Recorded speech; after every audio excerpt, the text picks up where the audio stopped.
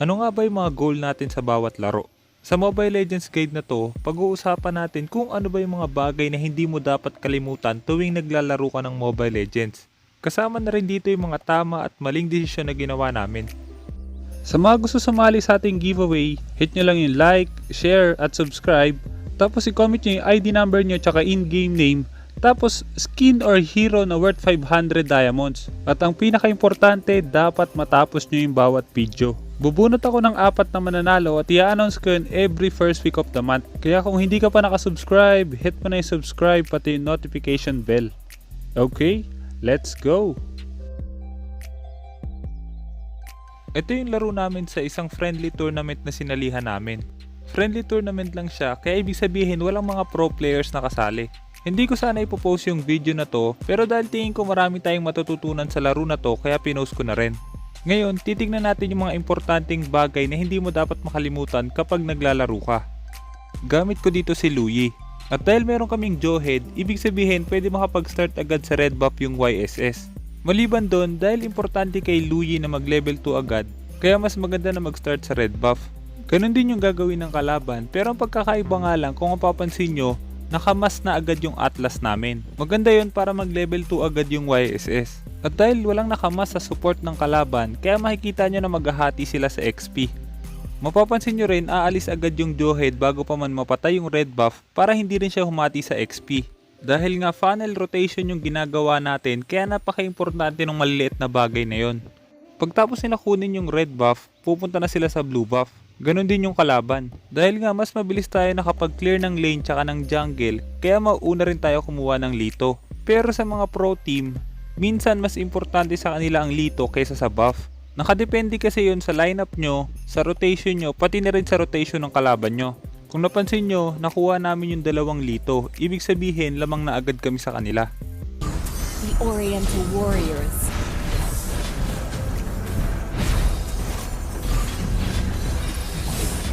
First blood. An enemy has been slain.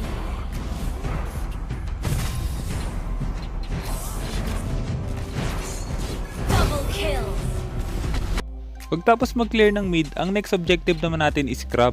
At dahil nakaabante yung top lane namin, kaya mas magandang kunin namin yung top lane crab. Kakakuha pa lang ng tune ng maliit na crab, so ibig sabihin magre-respawn pa lang yung malaking crab. Napaka-importante na makuha ng funnel nyo yung crab para mas mabilis siyang yumaman. Pero kung hindi makukuha ng funnel nyo yun, pwede pa rin kunin ng mga side lane yun para hindi makuha ng kalaban. At dahil nasa top lane kami, mas maganda kung kinuha na ng Jawhead yung bottom lane crab. Kasi possible na mag-rotate na pa bottom lane yung kalaban kasi wala ng crab sa top lane. Pero dahil hindi kumukuha ng objective yung kalaban, kaya possible na makuha pa namin yung crab sa bottom lane. Mapapansin nyo rin, dahil kukuha kami ng crab sa bottom lane, tapos hindi naman namin kayang basta patayin yung X-Borg, kaya pupunta na lang yung Jawhead sa mid lane. Kung napansin nyo yung rotation namin, hanggat maaari dapat meron kaming objective na kukunin. At dahil pa-respawn na ulit yung red buff, ibig sabihin magre-reset na ulit yung rotation na yon.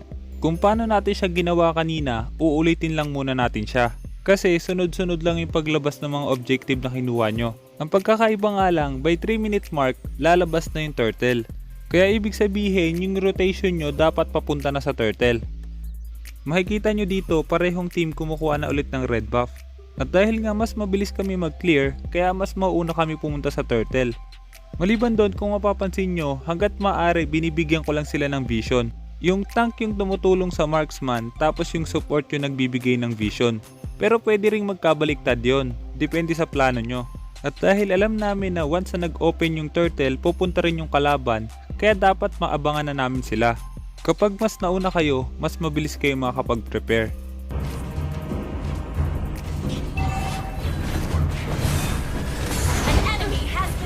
You have slain an enemy. Double kill.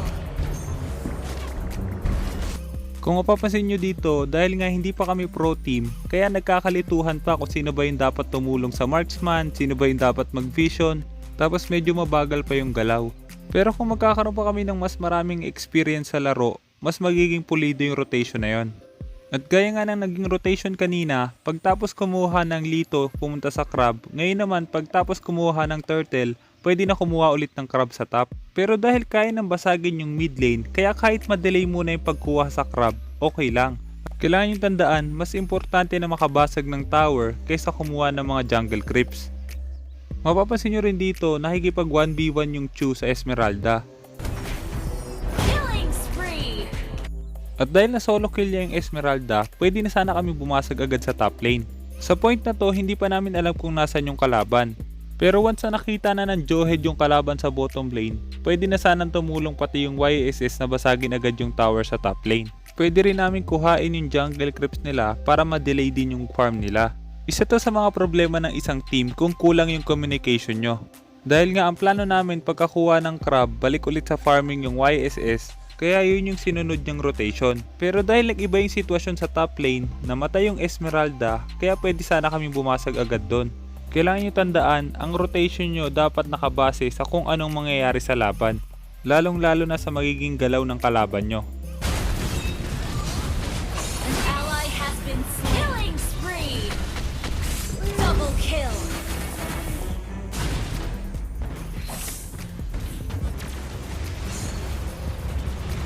Our victories will be limitless. Bago natin ituloy yung video, gusto ko munang i-shoutout sina Tola, Vincent Peralta at Jasmine Rivera. Kung sinong unang tatlong magko-comment sa bawat video, siya ang i-shoutout ko next video.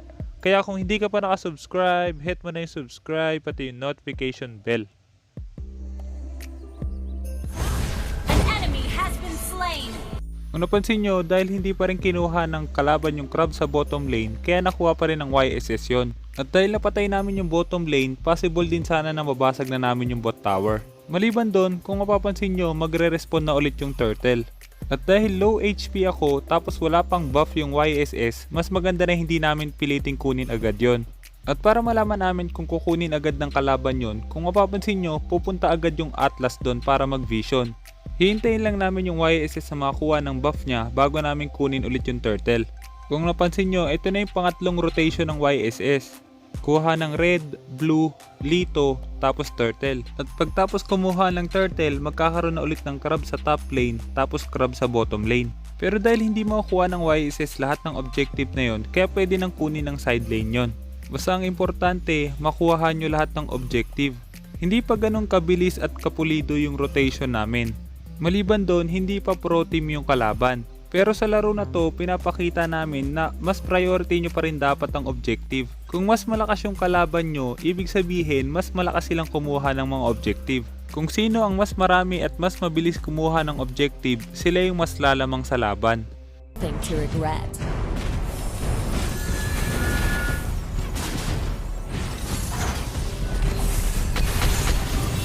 Unstoppable! An ally has been slain. Double kill! You destroyed a turret!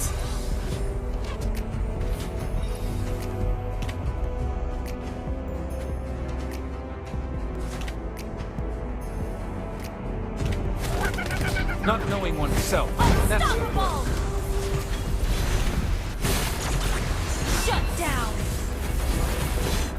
Godlike! Double kill! You destroyed a turret!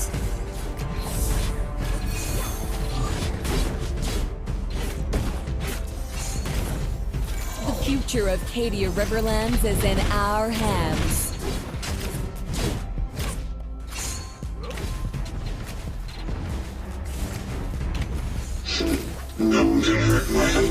Your team destroyed a turret!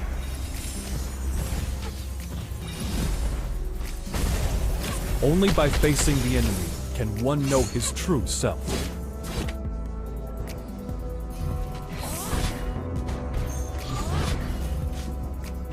Like a string puppet, you are totally under my control.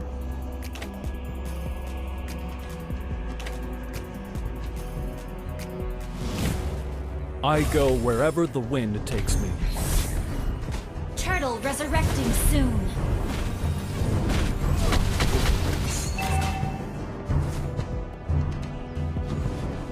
Stay loyal.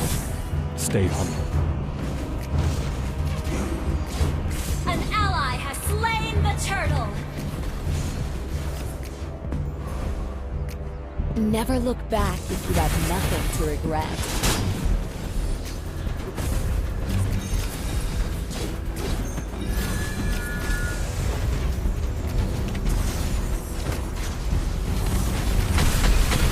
Legendary!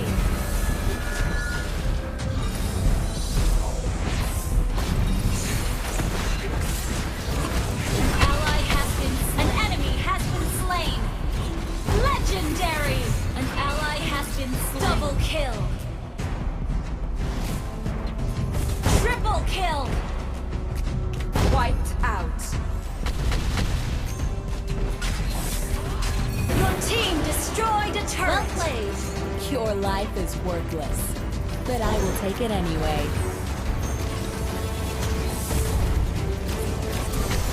Killing spree! Wiped out! Hindi man kami nag-champion sa tournament na to, pero napakarami naming natutunan. At napakarami pa namin dapat i-improve. At sana marami ka ring natutunan sa laro na to. At kung meron kang guide na gusto mo ipagawa, i-comment mo lang sa baba at susubukan kong gumawa ng guide tungkol doon.